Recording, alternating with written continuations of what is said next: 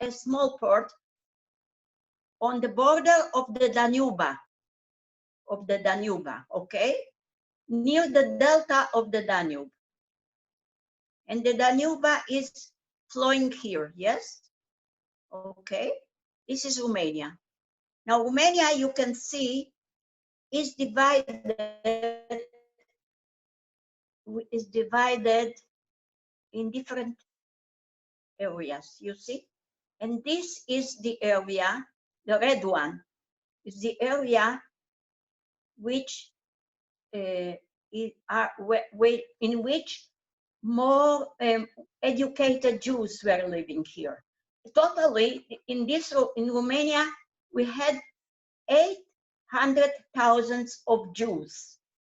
Here we have approximately 400,000, and the others were here. Okay? Okay. Now, here in this area were Jews who were more bigot, more Jewish. They have more Jewish habits, and this is the part that the green one is the part which belonged to Transylvania, which was very much near the Hungary. Okay, so at the end, only 400 Jews survived, and I was one of them. And 400 were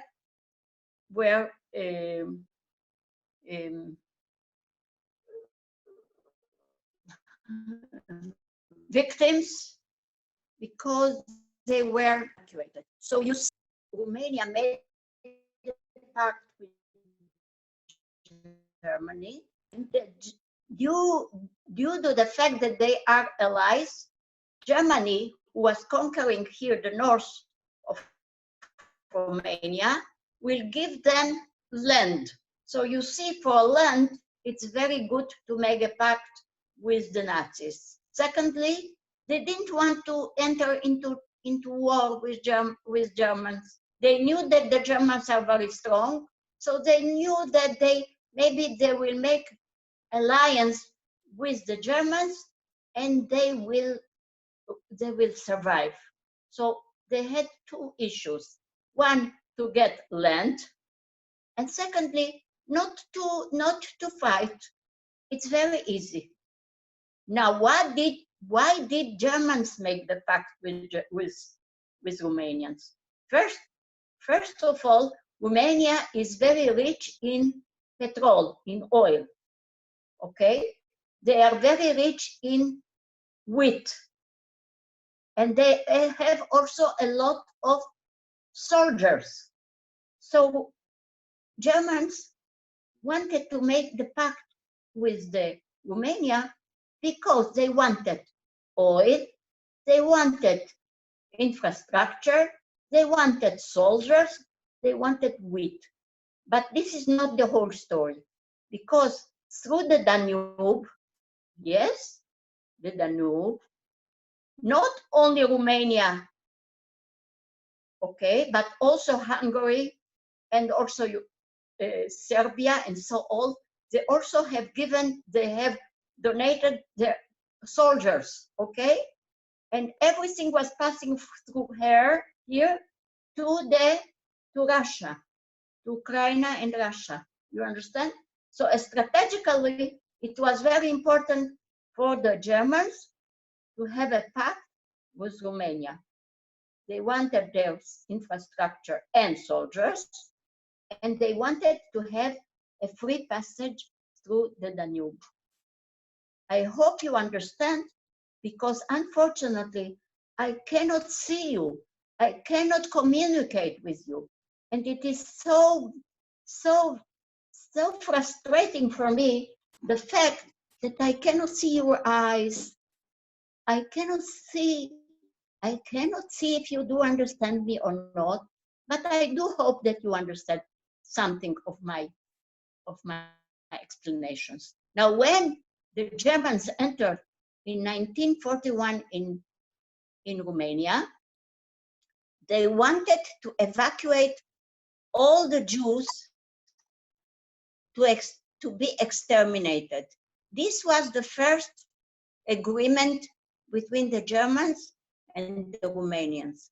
They wanted all the Jews, but the king, although they had a very anti-Semitic regime, they told the Germans, we will not give you all the Jews, we will give you only half of the Jews, until we see that we gained something from you.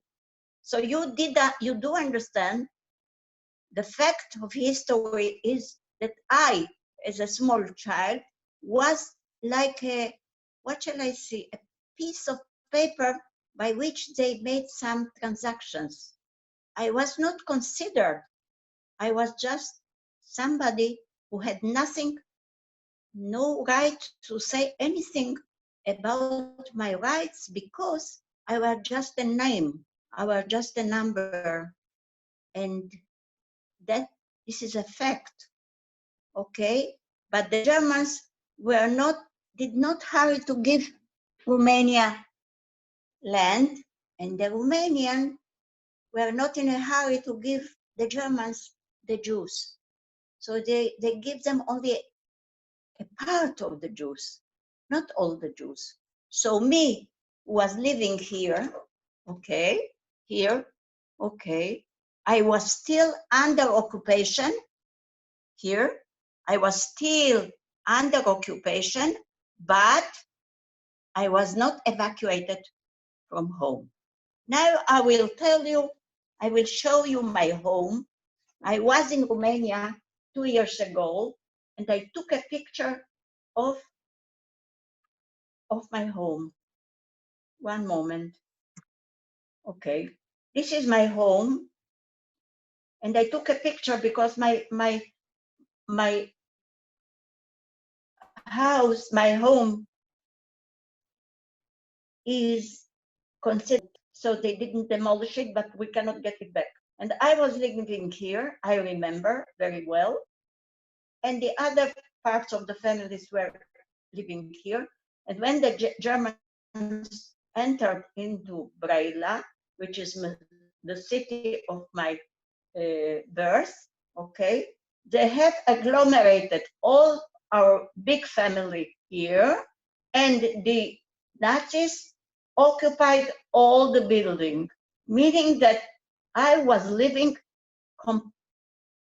let us say, 3 or 4 years. I do not know exactly because I was very young, but I do remember that at enter. I do remember that they occupied all the house. Now, beginning from 1941, we were under racial laws. Now, when you read about racial laws, you do understand that these are very bad laws. But I can tell you, what does it mean for a young child to live under racial laws? First of all, we were not allowed to go to kindergarten, no to school. We had to stay at home. We were not entitled to get any education. And do you know why? Because Jews were not considered human beings. We were considered by the Ariel doctrina, we were considered cockroaches, mice, lice, whatever. So these creatures are not entitled to have any education. So we are not entitled to get any education. We had to stay at home. My parents, my father was not entitled to continue to work because Jews are not entitled to work, because they are not entitled to earn money, because they are not human beings. They are under human beings. and therefore they shouldn't gain money, they shouldn't have anything, because we are not human beings. Okay? So it seems something fantastic that other people will consider us not being human beings, not because we did anything. We were not to be blamed for anything, only for the fact that we have Jewish genes. It is enough to give the right to somebody to tell us that we are not entitled to live. But because the machinery of the Nazis was very systematic, very intelligent, shall I say, they had a plan. First of all, to break down our humanity. If you break a humanity from a person, you can make from him anything. He is not a human being. He is a robot. He is acting like a robot. He is thinking like a robot. He is unhumanized.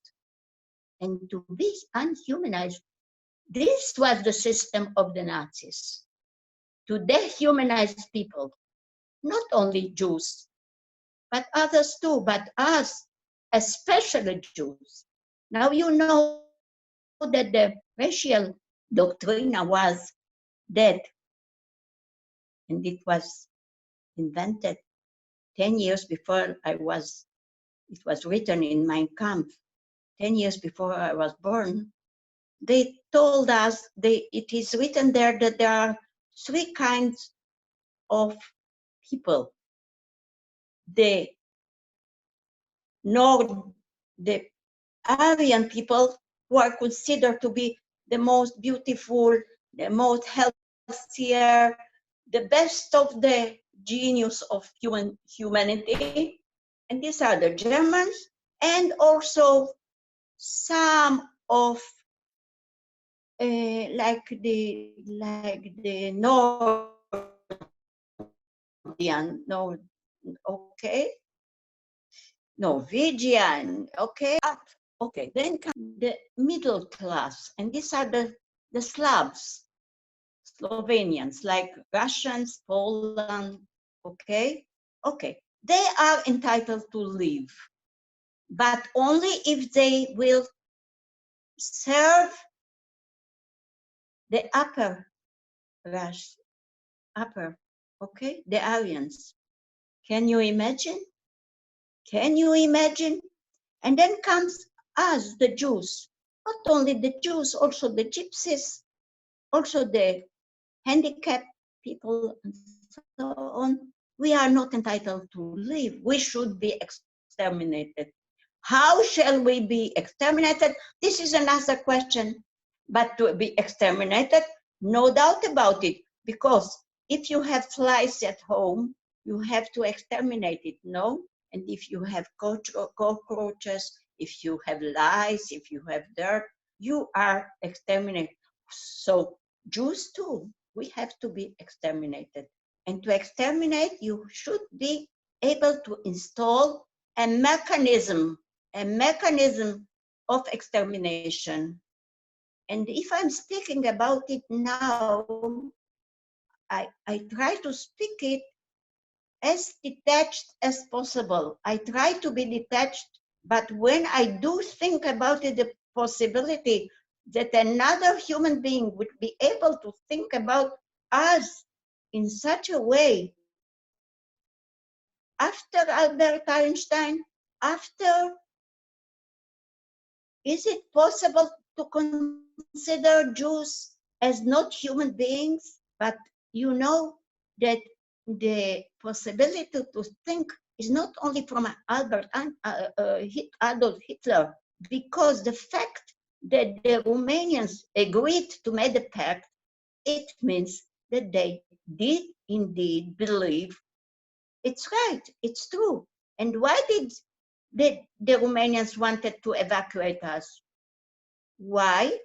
Because they wanted our houses, they wanted our jobs, they wanted our money, okay? They wanted everything that we have achieved.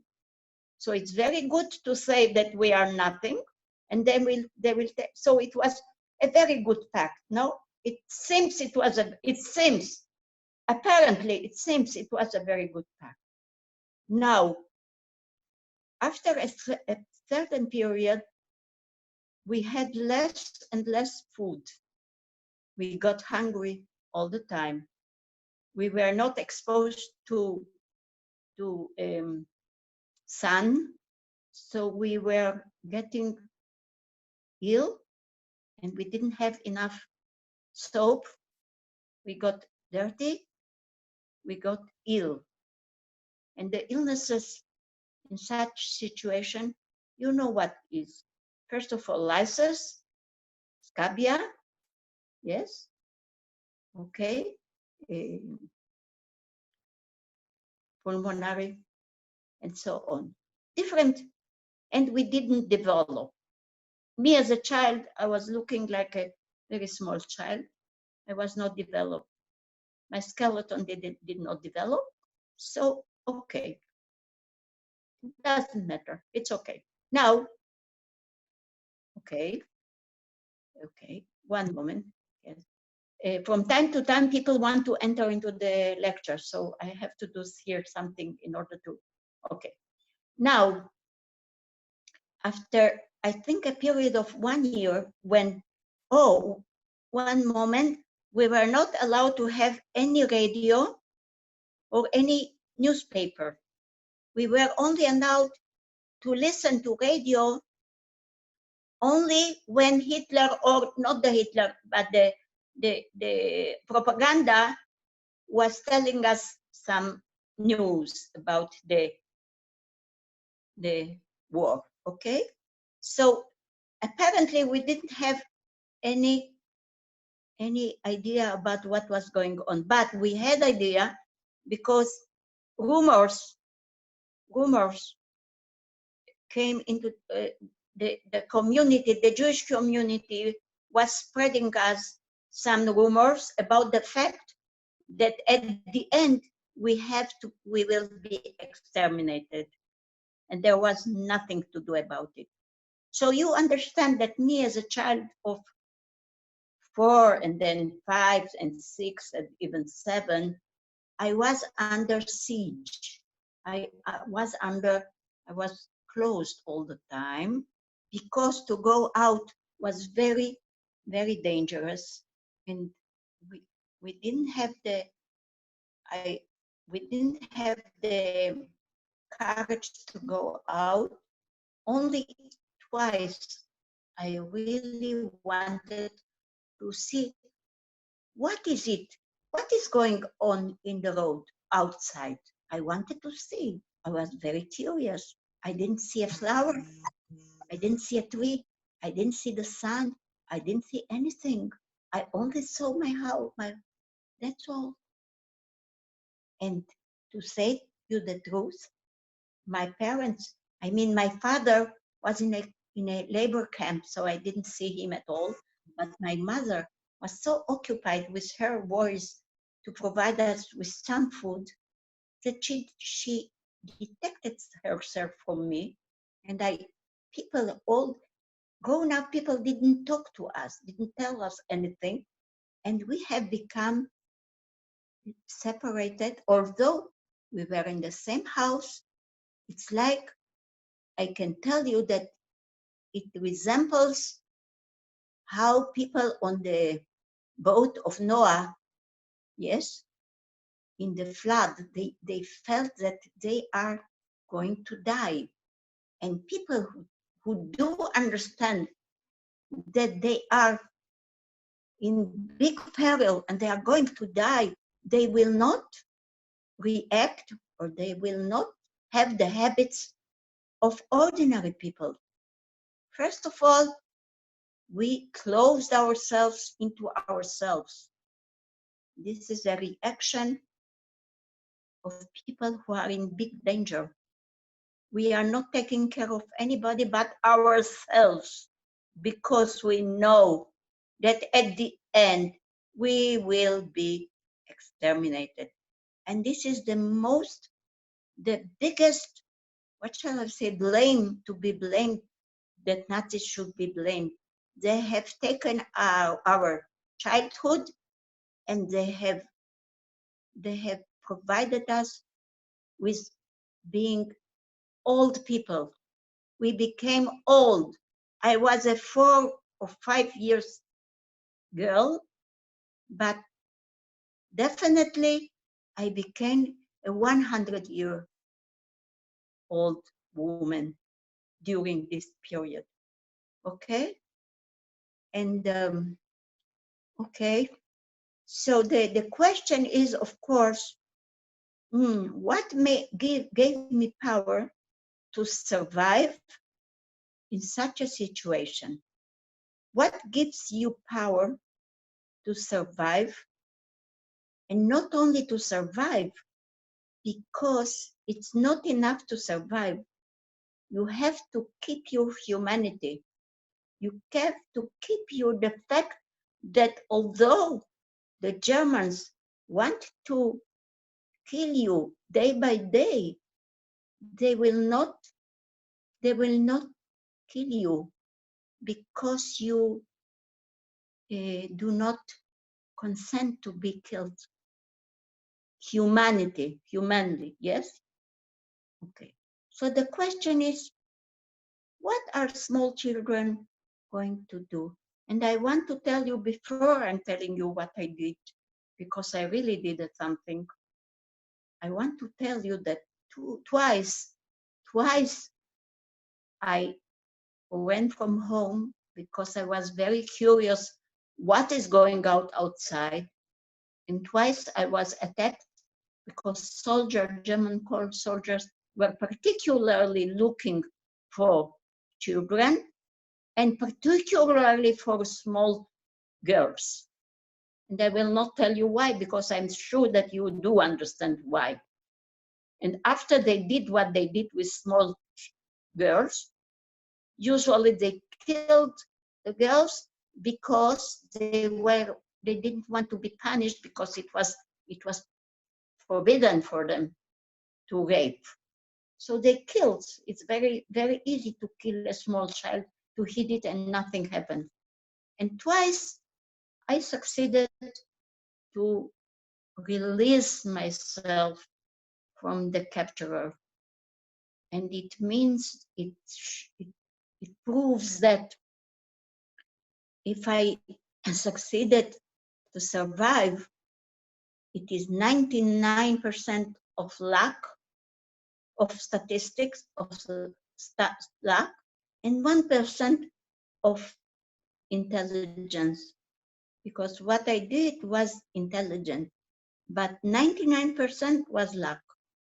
Okay, now I will tell you, you see, at this moment, when I have people to ask them, I ask them, what do you think that I did?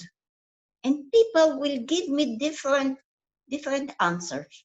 Now I will tell you the truth, that when I ask grown-up people, they give me answers of grown-up people.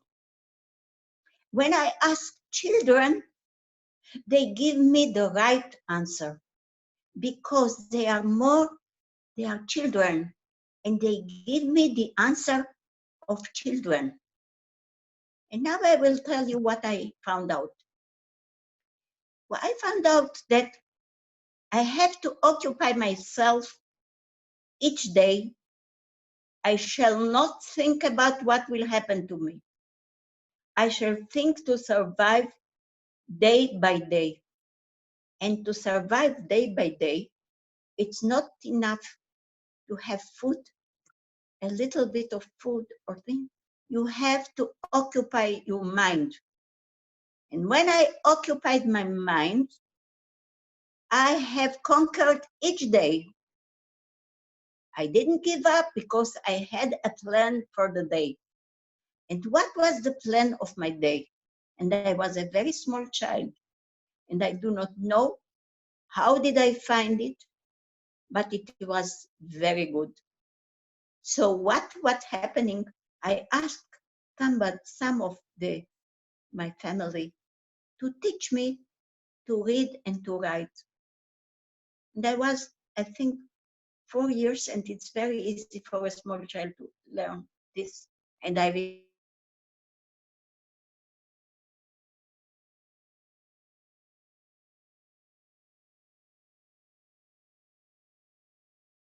I'm sorry, I had a phone. Rega. Is it okay? Yes, it's good. We can hear you now. Okay, thank you. It was just a phone call, and okay, thank you, thank you. Okay, can I continue? Can I Yes. continue? Okay, so when I learned, and I remember myself as clearly as today, sitting and writing. When when I learned to write, it's very simple to take a small paper, small piece of paper, and a small pen, pencil or pen. There were no pencils there. There was a pencil, not a pen. And I learned. And when I learned to read, to write, then I learned to read by myself. Nobody taught me to read because I found some books, especially of my father. He was a physician. He was a obstetrician. And I found many books, not only books of medicine, all kinds of books. I read them like a termite, you know? And then I found a vocabulary in French, and then I learned also French. And this is my occupation through these years. I remember myself each day studying. I was hiding myself because I was very afraid under a small bed, my bed, and learning. And why was I so much afraid? Because at this period, the Americans wanted to prevent the USA Army, wanted, the Allies wanted to prevent the stream of soldiers going through the Danube to Russia. Yes, they were from here to here, and they wanted to prevent. So they have bombarded all the ports here. Okay, and one of the ports was my my my city. Okay, and they were bombarding without without they were not aware that people were living there. We were living in a city. They were bombarding all the time the port and the city, all the time. Usually they did it by night. Okay, so I was so much afraid because we didn't have shelters. There were no shelters. Okay, so wherever a bomb fell, people died. So I had luck not to die. So I survived.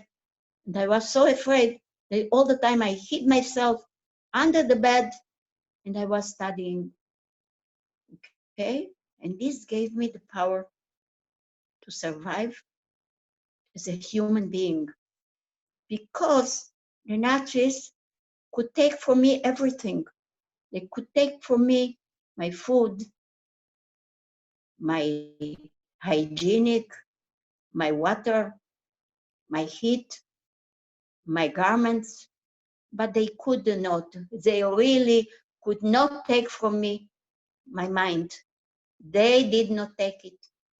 And the moment they do not take your mind, you have victory. Okay? And when I ask my friends, also survivors, how did you survive? Each one will tell me it is a miracle, but it is also the fact that we studied. So there are people who didn't have paper or didn't have book, They studied by memorizing. They remember something, they were all the time memorizing, keeping the mind working. You understand? I hope you understand, because unfortunately, I cannot speak to you, my goodness. It's so frustrating not to see you. But it's okay, it's better than okay. Do I have more time or shall I stop now? You have more time. About Do I 15. have time? Yeah, about 15 more minutes until we're ending. So a little more time and then some time for questions. Okay, so I will, okay. Okay, so now I will tell you just as short as possible what happened, because at the end of the war, they wanted to send us to extermination, indeed, because Hitler had two aims: to become the emperor of the Third Reich, this was the big idea, and to exterminate Jews. But losing the war, didn't mean that he will not want to exterminate us. So really, almost at the end of the war, we were sent to a train to be taken to Auschwitz. No, we should have been taken to Belgium, okay? And when we were near the train, the army, the Americans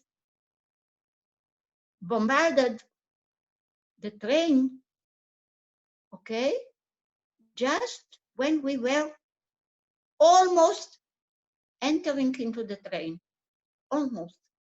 So is it luck? Yes, it is luck. We'll never know if they bombarded it because they knew that we are going in the train, or maybe they thought maybe these are soldiers. I do not know. I will not ask myself. I only know that after a small period, the Russians entered, and the Germans flew away. So I spent a period of 3 years in such a situation. When the Russians entered, it was again a very, very, very difficult period for my life. And in 47, we left clandestinely, yes, without permission. We left Romania because my father came back from the labor camp, and he told my mother that now we have to go away. No way. So we left Romania without any documents. We we're passing through the border of Romania to here. Here is Bulgaria, here. You see, here is Bulgaria. And then we enter here, excuse me, here, okay? And we entered into the Black Sea, and we parted to Israel. There was no state of Israel. It was Eretz Israel. It was not Israel. But the British, the Empire, yes, the brave British Empire, they took us, they took our boat, our ship. Okay, this is my ship, if you can see exactly. I was here, somewhere, and then we were evacuated to Cyprus. You know what is Cyprus, of course. This is an island where I was another year in concentration again. But this time, the difference was that we didn't have education, we didn't have enough food, we didn't have enough garments. We were very cold, but we were not afraid to die. And this makes the whole difference, because if a person knows that at the end he's going to die, all his attitude, all his mind, all his being is concentrated on the fact that he is going to die. And this makes all the difference. This makes all the difference. And in 1948, when the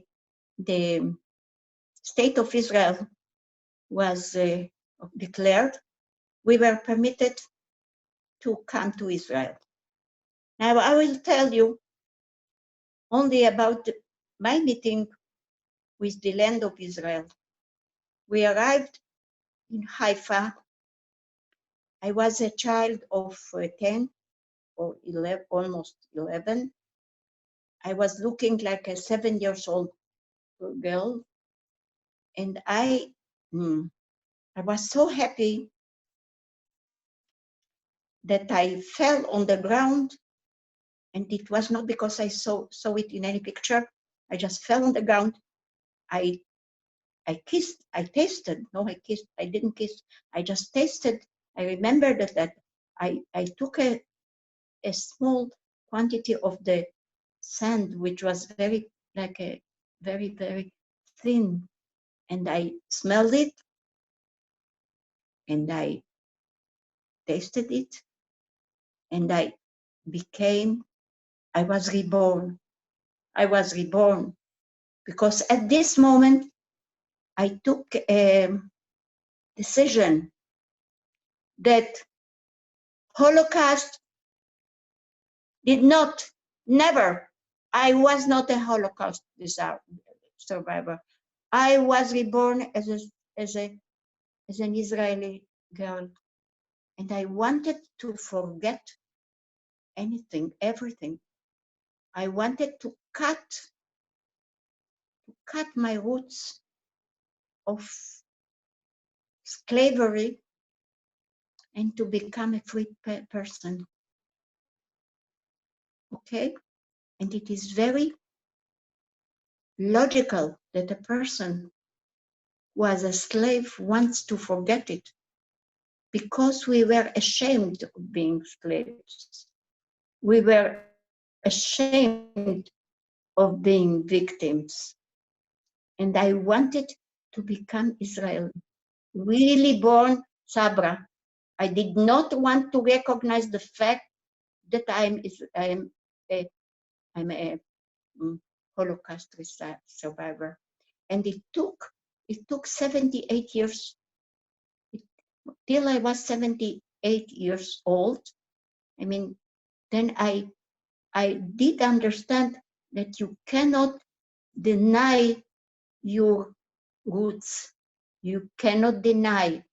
You shouldn't be ashamed of the fact that you are a victim. The victim should not be blamed for the fact of being a victim. So I began to talk. Before I did not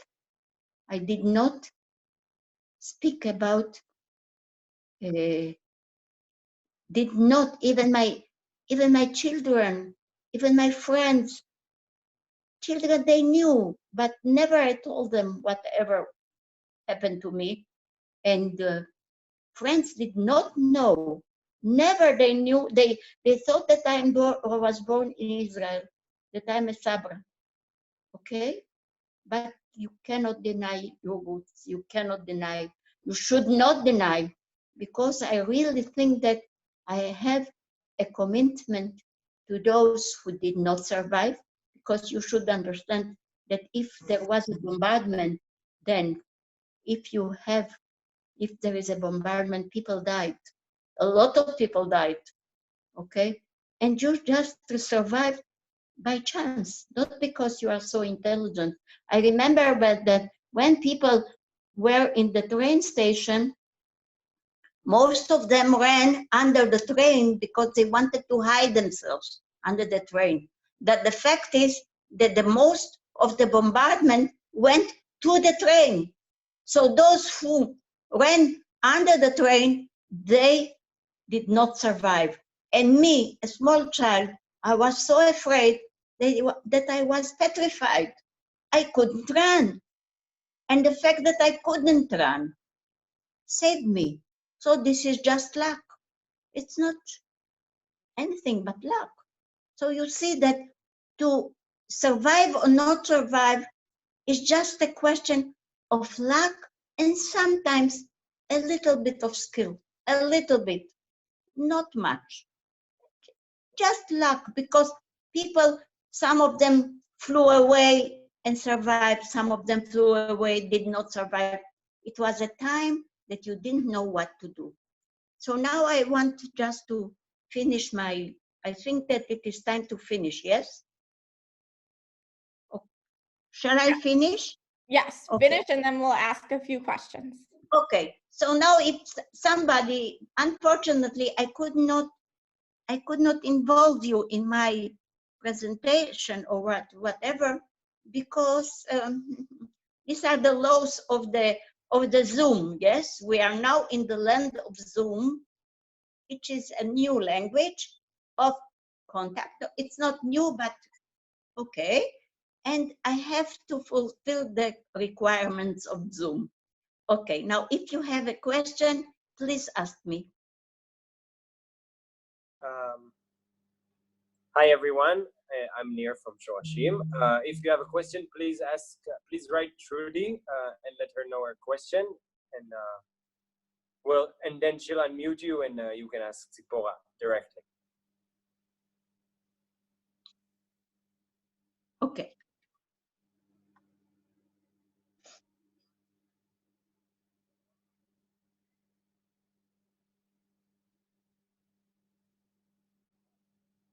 Okay.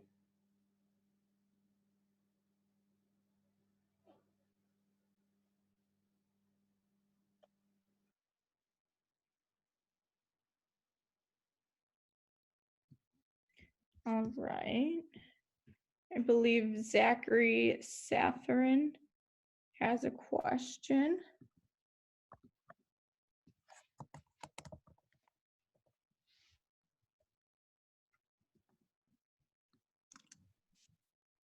Zachary, you are unmuted. Oh. Hi, thank you for taking the time to speak with us today. My question for you is, with the rise of anti-Semitism occurring again around the world, how do we ensure that something like the Holocaust, or even on a much smaller scale in communities, how do we express ourselves, or even just try to prevent something from another genocide or just hate in communities from happening again? You know, this is a very difficult question because I do not have the answer. If it could have happened with the people, we consider Germans, I consider them very educated. Beethoven, Bach, imagine, they were Germans. And Goethe, my God, they were such educated persons. So you cannot know who is going to be the enemy, I call them.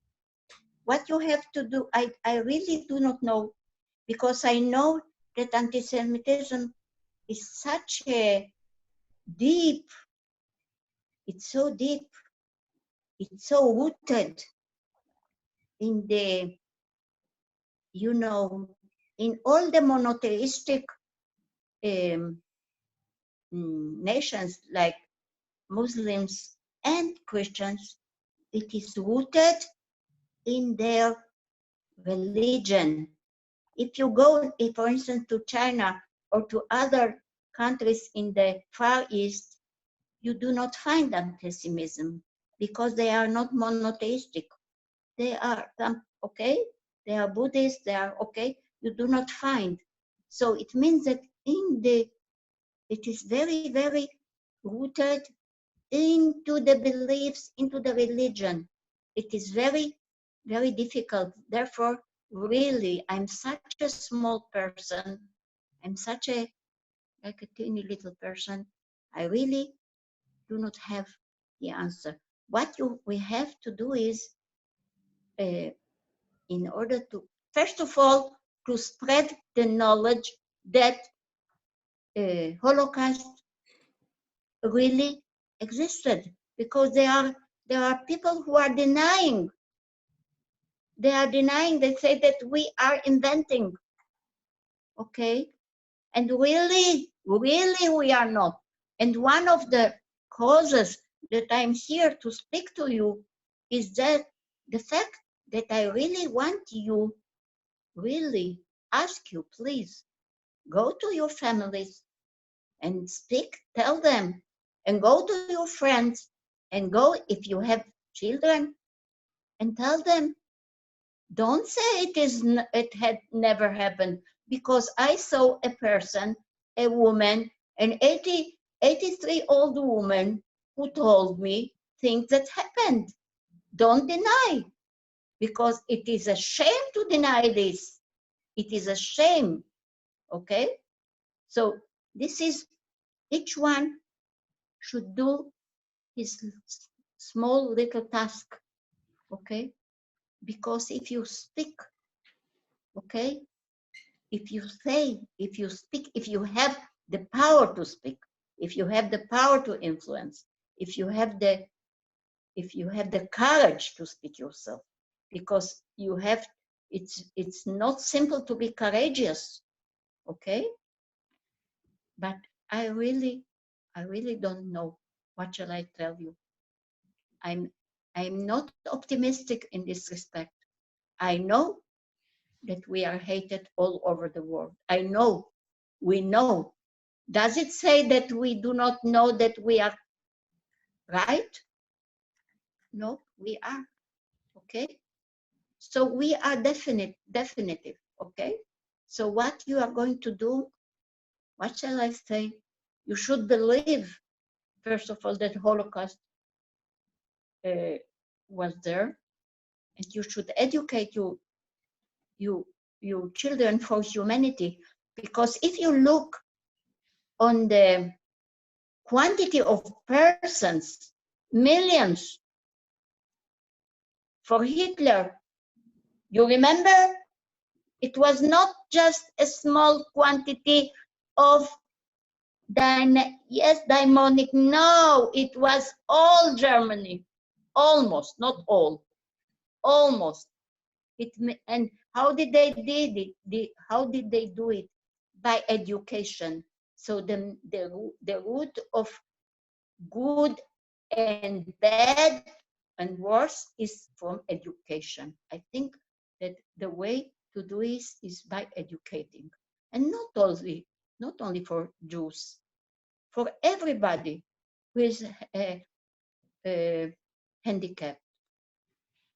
Okay, not only for Jews. You should educate for humanism. Okay, did I answer you something? Oh, yes, thank you very much. I really appreciate that. Okay, who are you, please? Oh, wait, hold on. Oh, Okay. I'm Zachary. Okay, Zachary, Yes. why did you ask me this question? I remember when I was in college, I had to write a paper, and through a bunch of research, I found that anti-Semitism was on the rise again in Europe. And then since that time, that was about 2015.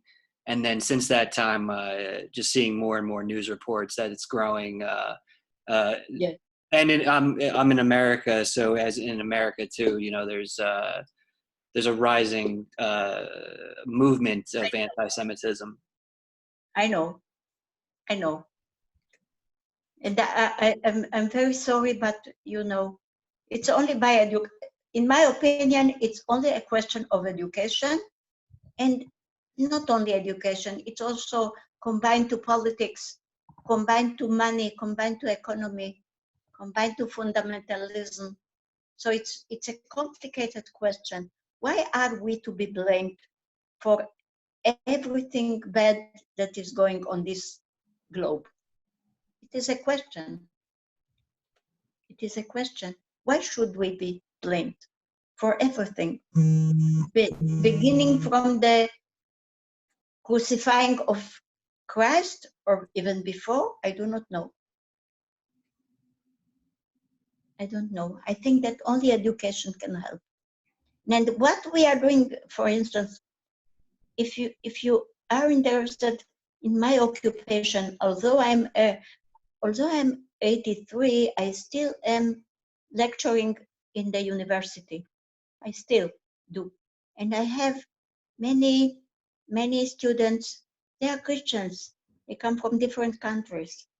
So I think that everybody, I speak about these issues with them. I think that each person should do his small job, a small job, but do not stop to speak. Do not be afraid, you understand? Because many of the Germans who were hailing, yes, some of them were very much afraid. And the Nazism began because they knew how to frighten people. So people, if they are afraid, this is the time of tyranny. This is the time. Okay? Thank you, Zachary. Thank you. Okay. Do you have any other questions? Yeah, we have one more question for you. Okay. Okay. Is there a girl, a woman who is going to ask me? Name is Mina Federley. Mina, okay.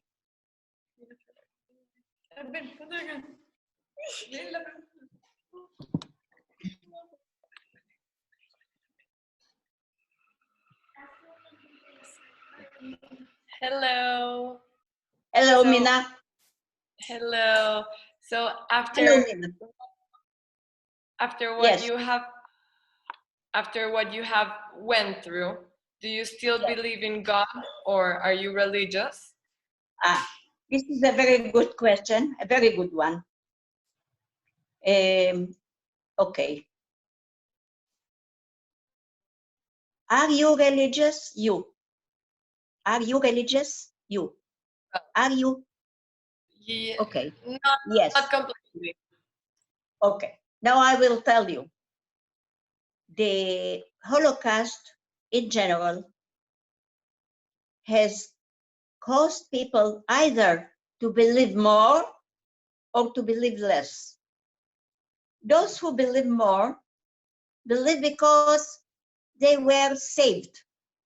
So he says, if I was saved, probably I was saved by God, because the chances to be saved are so small that probably God helped me. But me, now I'm going to give you my answer. I say, why did he save me and he didn't save so many other people? They didn't do anything.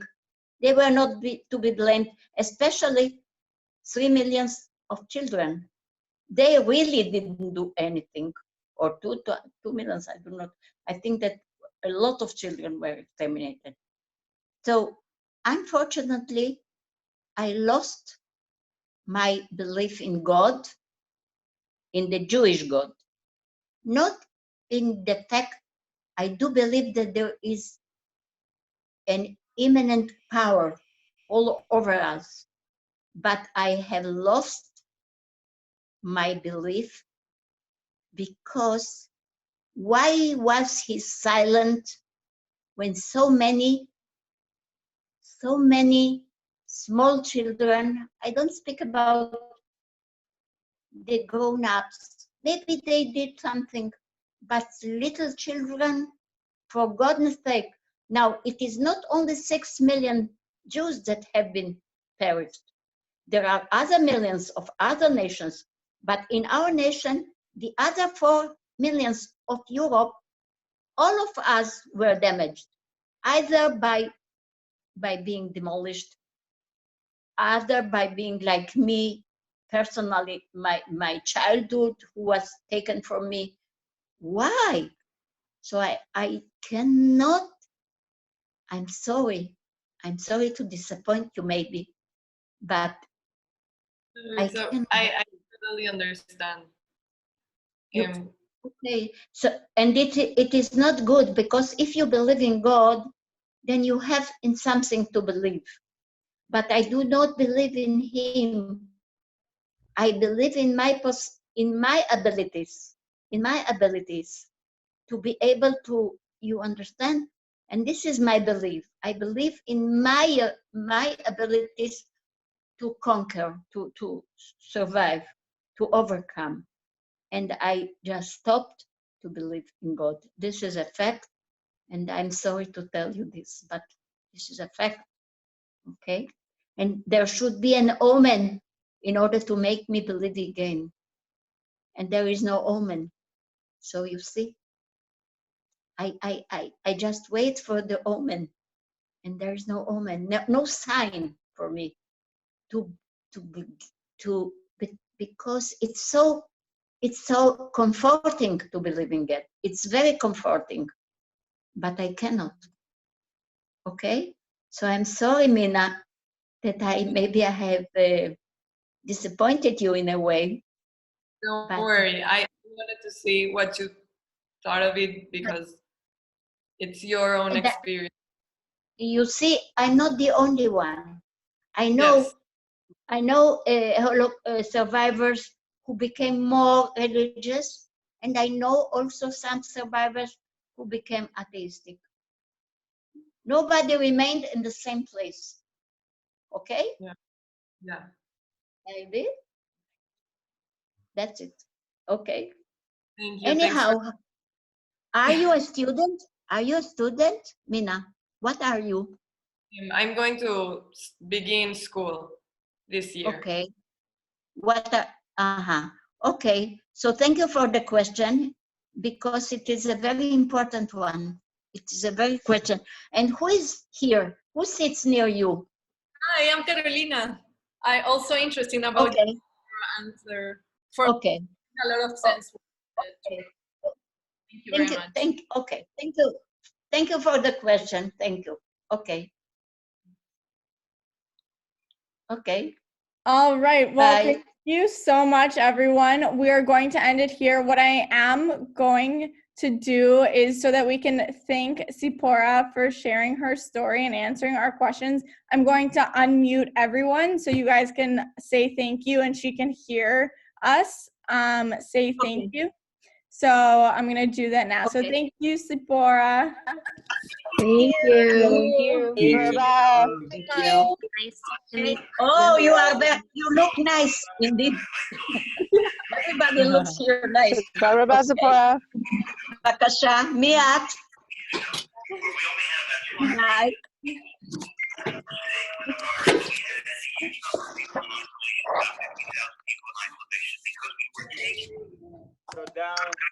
Thank you. Thank you. Very nice. Thank You you. look nice. Thank you. This is Mina. Thank you. Bye. Thank you. Thank you.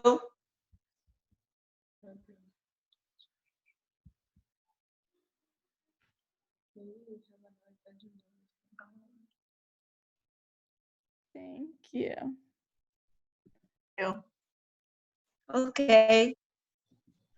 Amazing. Okay. Yeah, תודה רבה, ציפורה. It was okay? it was great. בבקשה. Amazing. זה היה בסדר? You are amazing as usual. It was very, shall I tell you, it was just fictionary to talk to myself. It was unbelievable. No, but we were about Because I 70 never- people. Yeah. Yes, but they were muted, you know. People, when they are muted, then you do not feel the crowd, you see. When I speak to people, I feel the people, I feel them. And in this case, it was very important for me not to feel people, because otherwise it wouldn't be going well. But Yeah. it was so peculiar. Never happened to me in such a way. Okay, תודה רבה לכם. טוב, Okay. ציפורה, so we see you tomorrow at 7? Do you want me to do it again? Yeah, we have we have a list of people ready to go. Okay, okay. So I'll do it again. Okay. We're Maybe probably second gonna time. have the same amount of people tomorrow. Okay, it's okay. You see, I do it because I think that it is very important. You know. Yeah. we- Somebody like- messaged me, someone messaged me and said, thank you so much for creating and holding the space. Thank you, Tzipora. She is amazing. So we'll let you know any nice notes that we get. But people I have a few too, so we can send those to you. yeah, we'll send you all of the kind words we receive, okay? And the video, Okay, Tzipora. okay. And the video, don't worry. It will be very nice if you... Okay, thank you. Thank you very much. אז להתראות, מתי? Tomorrow at the same time, at 7? כן, מחר ב7, אותו דבר. תגיד לי, אותו מספר אידנטיטי או שאחר? לא, אחר, אבל אני אדבר איתך לפני. אני אדבר איתך ב6:45. בסדר, בסדר גמור. טוב. להתראות, ביי. תודה, ציפורה, תודה. איזה כיף, איזה כיף. אני כבר להתראות. אני סוגרת, ביי. ביי. אני סוגרת, חברים, די. ביי, ציפורה. ביי.